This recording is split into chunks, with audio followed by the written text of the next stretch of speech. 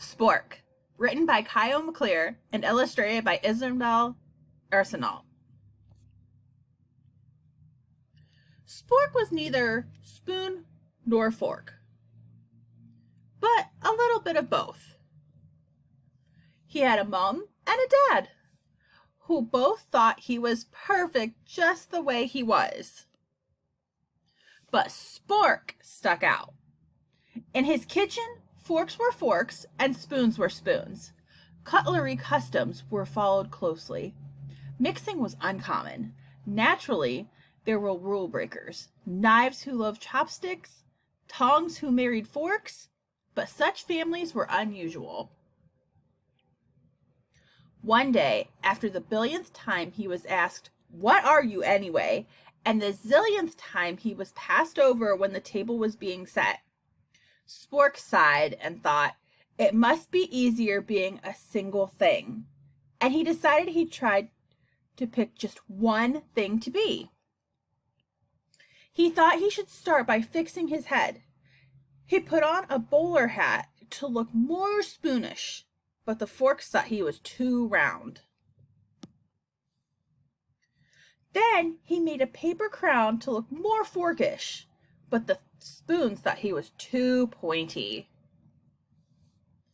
Spork wondered if there were any other lonely creatures out there with no matching kind, who never got chosen to be at the table. At dinner time, he watched from the drawer while the spoons played pea hockey and skillfully balanced boiled eggs. He sat off to the side while the forks raked fancy patterns in the mashed potatoes and twirled noodles around in complicated circles like rhythmic gymnastics. And at the end of this, and every other meal, Spork looked on while the others enjoyed a super bubbly bath in the sink. Until one morning, a messy thing arrived. This messy thing had obviously never heard of cutlery, customs, or table manners. No, this messy thing smeared and spilled and flung and clumped and dripped without care. "Wait!" said the forks, but the messy thing did not wait. "Careful!" said the spoons, but the messy thing was not careful. "Help!" said the forks, while the messy thing continued to slop and splatter. "Quick!" said the spoons.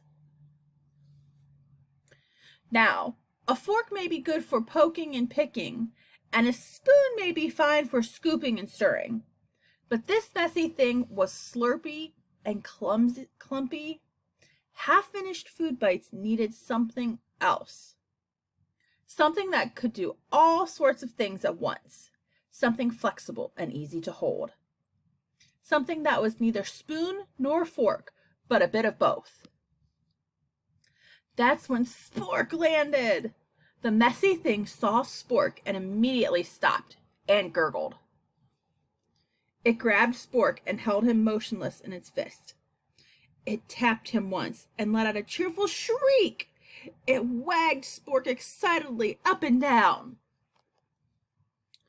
And that's how Spork finally and happily found his way to the table. Just a bit round, just a bit pointy. Just right. The end.